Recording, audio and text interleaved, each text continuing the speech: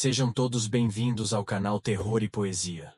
Hoje, trago para vocês 6 relatos reais que recebi de pessoas que viveram experiências aterrorizantes. Para garantir a privacidade e a segurança dessas histórias, alterarei os nomes dos envolvidos. Preparem-se para mergulhar em relatos que cruzam a linha entre o cotidiano e o sobrenatural. Vamos lá? Olá a todos, meu nome é André, e hoje vou compartilhar uma experiência que vivi com minha ex-namorada em 2011. Naquela época, frequentávamos uma igreja evangélica e, com o tempo, adquirimos algumas responsabilidades na instituição.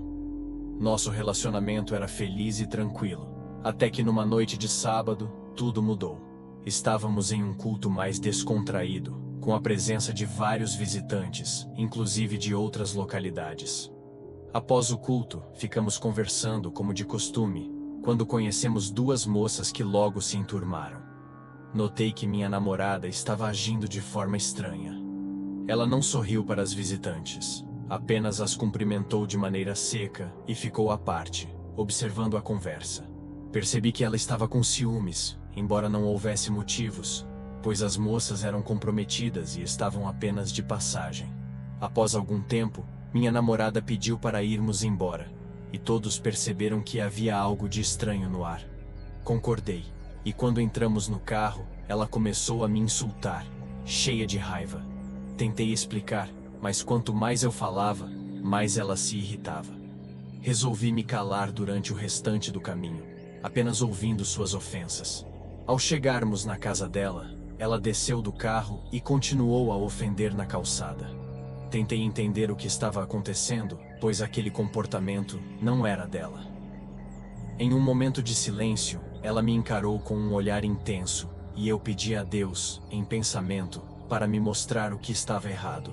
3 segundos depois, ela soltou um grito aterrorizante e pulou em cima de mim, encolhendo-se e chorando descontroladamente. Ela parecia completamente apavorada, e entre soluços, disse que havia algo no telhado nos observando. Nesse instante, eu olhei na direção em que ela apontava, mas o local estava muito escuro, mal iluminado pelas luzes da rua. Ela, tremendo, me disse que havia um homem agachado no telhado. Eu tentei ver, mas não conseguia enxergar nada. Ela descreveu o homem: braços e pernas magros, orelhas pontudas e olhos grandes e vermelhos, além de dentes afiados e podres. Segundo ela, aquele ser estava nos observando e sorrindo de maneira maliciosa, como se estivesse alimentando a raiva dela. A partir daquela noite, fiquei convencido de que existem seres malignos que podem influenciar nossas vidas, mesmo em lugares que deveriam ser seguros, como uma igreja. O que permitimos entrar em nossos corações pode atrair coisas negativas. Embora eu não tenha visto a criatura, não duvido que ela estivesse ali para fazer mal a nós. A experiência foi, sem dúvida, aterrorizante.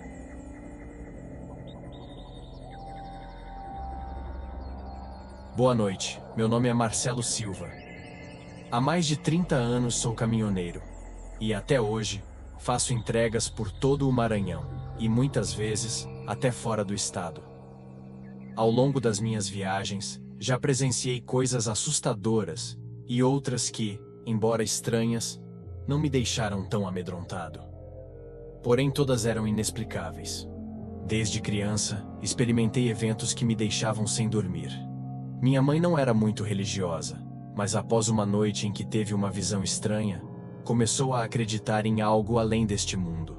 Naquela época, eu era apenas uma criança e ninguém acreditava em mim, nem mesmo minha mãe. Em uma dessas noites, ela me mandou deitar, e eu, relutante, fui chorando para o quarto, não gostando de ficar sozinho.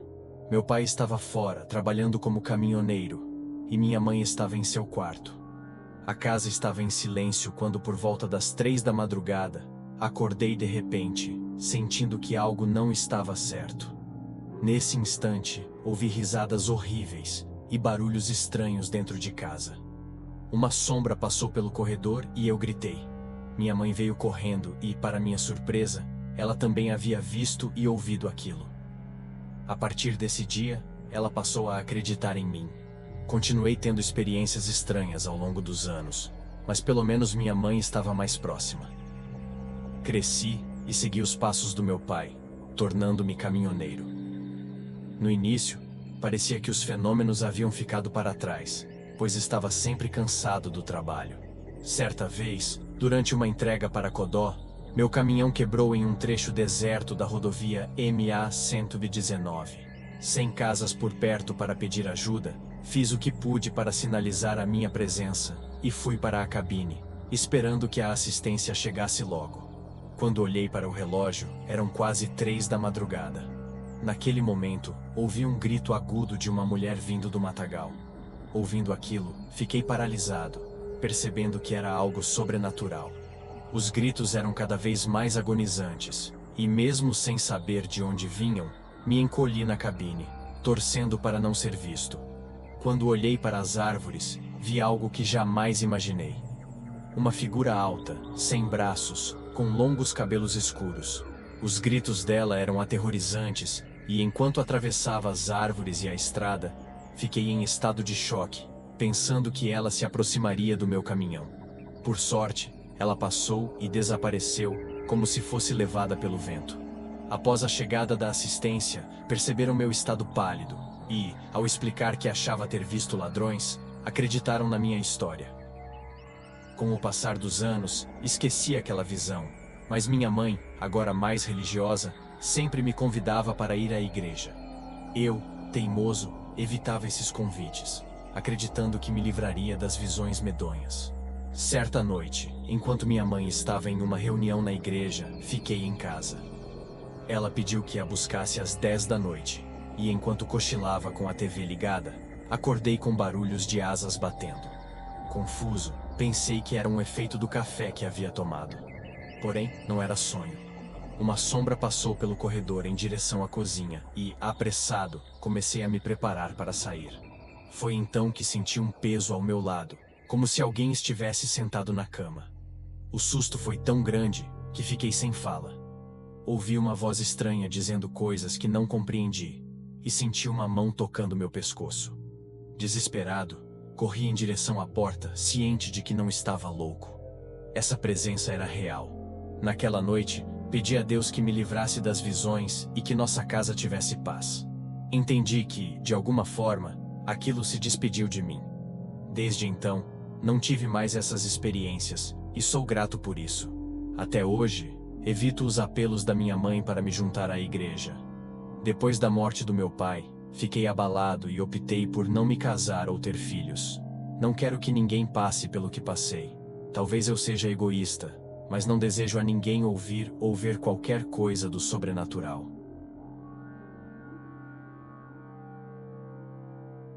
Olá, meu nome é Ricardo, e quero compartilhar uma vivência que alterou minha trajetória. Hoje, aos 40 anos, sou alguém que se dedica ao estudo do universo espiritual. Não sou líder religioso, apenas uma pessoa com uma curiosidade intensa sobre esse assunto. Minha narrativa começa na infância, em uma pequena cidade do interior do Paraná, que prefiro não identificar, assim como as pessoas envolvidas. Cresci sob os cuidados do meu avô, pois minha mãe faleceu ao me trazer ao mundo. Ele sempre dizia que ela era uma pessoa incrível, e que apesar da dor, eu era a razão dele seguir em frente.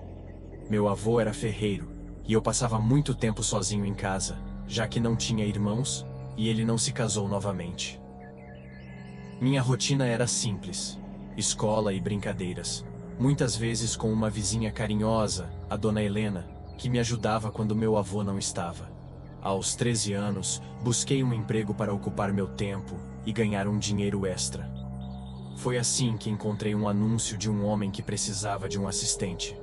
Fui até a casa dele, que chamarei de Senhor Augusto. Ele era um homem rico, mas mal visto pela comunidade, que o considerava uma pessoa estranha, embora ninguém soubesse explicar o porquê. Ao chegar lá, fui recebido por Beatriz, uma jovem funcionária que me pediu para esperar. O Senhor Augusto, um homem de cerca de 70 anos, não se preocupou em se desculpar pela espera, como se eu fosse apenas um garoto sem compromissos. Apesar de querer ir embora, decidi ficar e ouvir o que ele tinha a dizer sobre o trabalho. Concordamos que eu começaria no dia seguinte. Inicialmente meu trabalho era mais externo, mas logo fui levado a organizar documentos e aprender sobre os negócios dele. No entanto, percebi que havia algo estranho na casa. Certas áreas eram proibidas, e os empregados eram discretos, quase temerosos. Ninguém ficava lá após anoitecer. Com o tempo, entendi que as pessoas que se opunham a ele acabavam sofrendo acidentes, ou simplesmente desapareciam. Embora quisesse sair, o alto salário me mantinha preso. Ao completar 18 anos, decidi me demitir e planejar uma mudança para uma cidade maior. Quando contei ao Sr. Augusto, ele me disse que não era o momento certo para eu sair. Fiquei enfurecido, pois percebi que ele achava que podia controlar minha vida. Depois daquela conversa, meu avô sofreu um acidente e quebrou a perna, exigindo cirurgias e cuidados. Meu plano de ir embora foi adiado. Logo, um vizinho adoeceu, e para piorar, começamos a ouvir barulhos estranhos em casa. Passos, batidas e sombras. Nossas economias se esgotavam com os cuidados médicos. E, em um dia comum, recebi uma visita inesperada de Beatriz.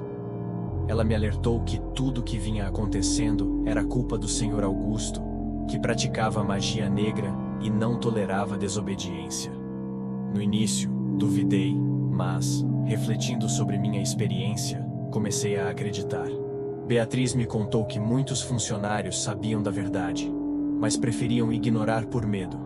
Meu avô, que ouvira tudo, sugeriu que pedíssemos ajuda à minha tia, que tinha conhecimento sobre esses assuntos. Ela veio até nós e percebeu uma energia negativa no ambiente. Enquanto buscava uma solução, nos orientou a agir como se nada soubéssemos, para não piorar a situação. Alguns dias depois, minha tia retornou com um amigo que entendia de magia. Ele nos deu amuletos para proteção e instruções para desfazer o que nos havia sido enviado. Seguimos suas orientações, e aos poucos, as coisas começaram a melhorar. Meu avô sentiu menos dores. Nosso vizinho se recuperou, e eu consegui um novo emprego em uma cidade próxima. Os barulhos estranhos cessaram, e voltamos a ter paz. Fiquei sabendo que o Sr. Augusto adoeceu gravemente, e durante anos, enfrentou as consequências de seus atos. Ele ficou preso a uma cama, gritando e mostrando pavor até que, em uma noite, faleceu sozinho. Refletindo sobre tudo isso, percebo que o sofrimento que ele nos causou acabou retornando a ele. Sou grato a Beatriz, que se arriscou para me alertar, pois, sem ela, talvez não tivesse percebido a tempo. Após essas experiências, comecei a estudar mais sobre religiões, espiritualidade e magia negra, tentando entender como o mal pode agir em nossas vidas. A lição mais importante que tirei disso tudo é que todo mal que se faz retorna em dobro. Olá a todos, meu nome é Carlos, e moro em Vila Esperança. O relato que vou compartilhar aconteceu com minha mãe e meu padrasto há alguns anos, quando eu tinha cerca de 10 anos. Naquele dia, estávamos na casa da minha avó, onde ainda moro hoje. Minha mãe e meu padrasto decidiram visitar a sogra dela, que morava em um lugar afastado, mas não muito longe da nossa casa. Eles passavam por uma região onde romeiros costumam ir para a cidade de São José. Era por volta de 1 da tarde quando saíram. Eu gostaria de ir junto, mas minha mãe disse que não seria uma visita rápida e logo voltariam. Fiquei chateado, mas acabei obedecendo e fiquei em casa com minha avó. O dia seguiu normalmente, até que ao cair da noite, por volta das 20 horas, minha mãe chegou muito assustada, pálida e ofegante.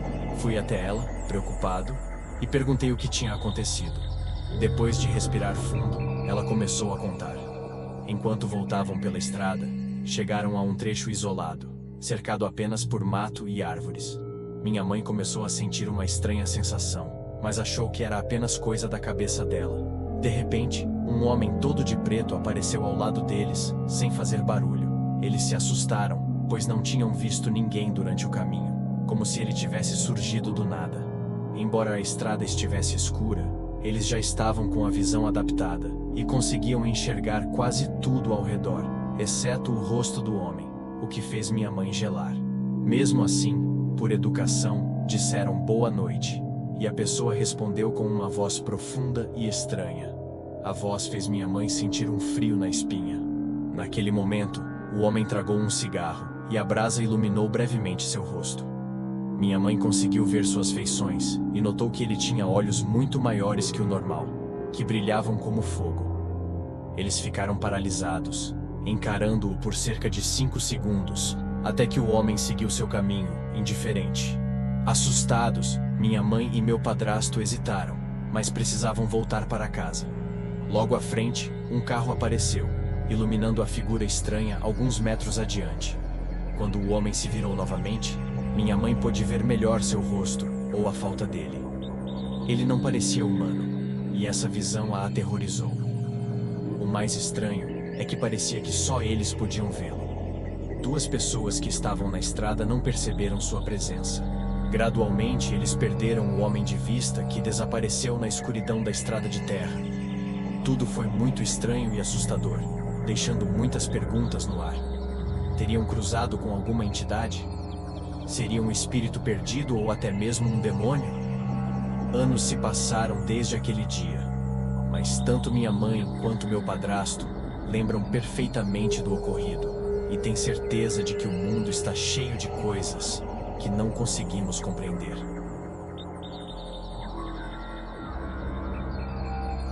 Meu nome é Ricardo, sou brasileiro, tenho 38 anos e moro em Paraty, Rio de Janeiro. O que vou contar aconteceu durante minhas férias em 2018. Fiz uma viagem de táxi de Itaperuna para Cabo Frio numa noite de julho, já bem tarde. O céu estava escuro e nublado, sem estrelas ou lua visíveis. A estrada era de chão batido, cercada por plantações e vegetação densa. A escuridão era total, sem qualquer sinal de iluminação ou casas nas proximidades. Era assustador pensar que o carro poderia ter problemas ali. Enquanto seguíamos, avistei um carro vindo na direção oposta, o que me deixou um pouco mais tranquilo. O caminho era uma longa reta que parecia não ter fim. Ao me aproximar do carro à frente, os faróis ofuscavam a visão e, às vezes, desapareciam, indicando que a estrada tinha um leve declive. Finalmente, o carro passou e, em um momento, notei uma luz piscando no horizonte, em um ritmo irregular. Não era um farol, pois até então, nada mais piscava assim. Estava distraído, conversando com o motorista e os outros passageiros, mas a luz começou a chamar minha atenção. Ela estava um pouco acima do horizonte, suspensa no ar, à esquerda da estrada. Comparamos a luz piscante com os faróis de 2 carros que se aproximavam. Aquela luz parecia estar a cerca de 15 metros acima da estrada, piscando de maneira irregular, como se alguém estivesse soldando algo. Pensei que poderia ser um cabo de alta tensão, mas a escuridão ao redor era total, sem árvores ou postes. Apesar da conversa, a luz me deixava alerta. Sempre fui curioso sobre fenômenos estranhos e, naquela noite, levei uma câmera, na esperança de registrar algo inexplicável. À medida que nos aproximávamos, percebi que aquela luz era um objeto escuro, emitindo flashes irregulares. Era grande, do tamanho de 2 ou 3 carros, com uma forma oval no centro. A luz piscava em ritmos rápidos, apagando e acendendo. Quando chegamos perto, o objeto começou a se mover, atravessando a estrada à nossa frente. O motorista e eu não pensamos em parar. Estávamos em estado de alerta, sem saber o que poderia acontecer. A luz se deslocou para o lado direito do carro, acendendo e apagando a uma altura constante. Então, de repente, começou a fazer círculos ao nosso redor. O motorista, em pânico, acelerou enquanto o objeto dava 3 voltas completas em torno do táxi, antes de se afastar para o campo ao lado da estrada. Fiquei em choque, observando enquanto a luz desaparecia. O silêncio tomou conta, e percebi que realmente era um disco voador. Não havia como ser algo comum. Eu sempre gostei de temas assim, mas não estava preparado para a experiência. Lamentei não ter conseguido filmar, mas na hora, só me importava em entender o que era aquela luz. O que vivi foi indescritível.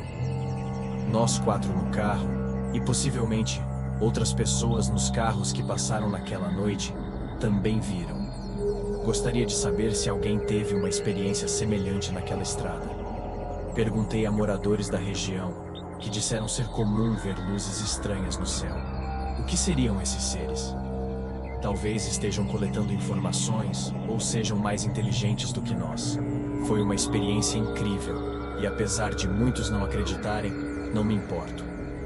Sou designer gráfico e compartilho minhas histórias, e muitas pessoas têm experiências semelhantes.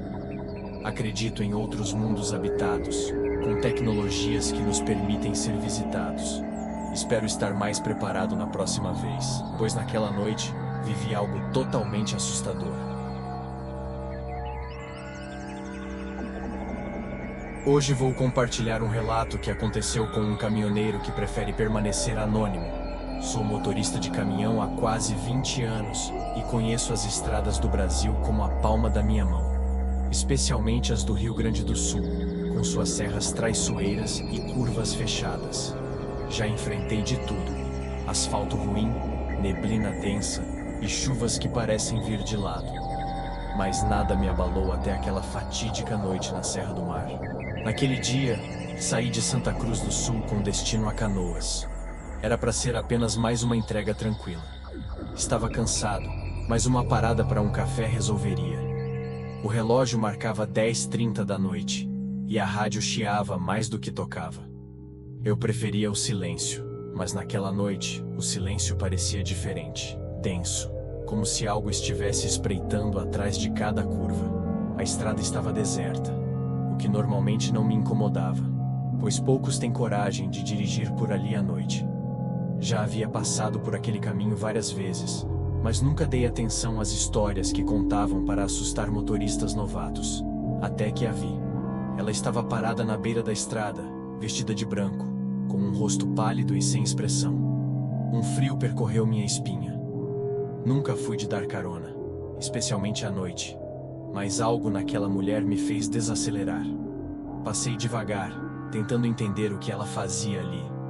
O que realmente me gelou o sangue foi vê-la, através da viseira, me encarando, imóvel, como se estivesse esperando por mim.